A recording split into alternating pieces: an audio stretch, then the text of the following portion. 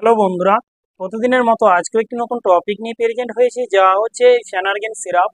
আমরা জানবো ফেনার্গেন সিরাপটি কি, এটি কোন কন্ডিশনে ইউজ করা যায়, তার বেনিফিট কি রয়েছে, তার সাইড ইফেক্ট কি রয়েছে, তার ইউজ, তার ডোজ, লিভার কিডনি কিংবা হার্টের পেশেন্ট তাদের জন্য সেফ রয়েছে কিনা, এই বিষয়গুলো আজকে ভিডিওর মধ্যে আমি ডিসকাস করব।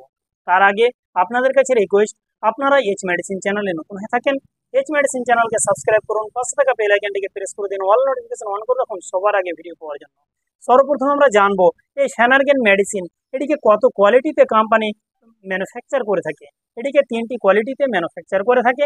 এক নম্বর ইঞ্জেকশন, 2 নম্বর ট্যাবলেট, 3 নম্বর সিরাপ রূপে। আমি যেটি নিয়ে আজকে ডিসকাস করব সেটি হচ্ছে এটি সিরাপ।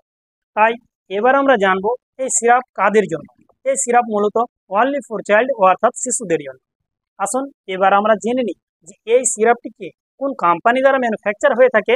এটি ম্যানুফ্যাকচার হয়ে থাকে about health care PVT limited দ্বারা। তারপরে আসুন এর বর্তমান মার্কেট প্রাইস কত।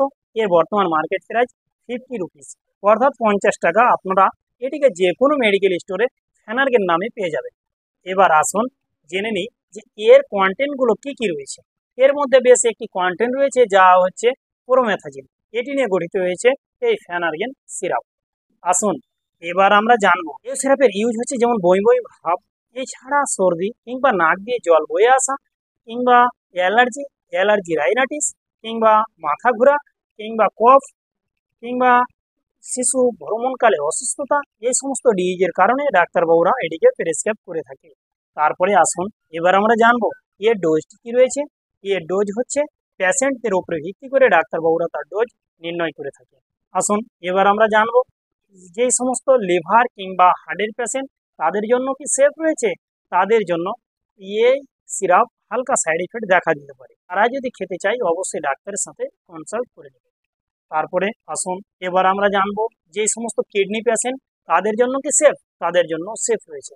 এবার জানবো যে এর সাইড ইফেক্টে কি, এই সিরাপের কি কি পার্শ্ববর্তী ক্রিয়া রয়েছে। এই সিরাপের বেশ কয়েকটি পার্শ্ববর্তী ক্রিয়া রয়েছে, যেমন মাথা ব্যথা করতে পারে, কিংবা পেটে ব্যথা করতে পারে, কিংবা মুখ শুকনো হতে পারে। এই সাইড ইফেক্টগুলো দেখা দিতে পারে। তাই আপনাদের কাছে রিকোয়েস্ট, আপনারা যখনই কোনো মেডিসিন ব্যবহার করবেন ডাক্তারের পরামর্শ নেবেন, তারপরে ব্যবহার করবেন। ভালো থাকুন, সুস্থ থাকুন, আসি পরে ভিডিও আবার দেখা।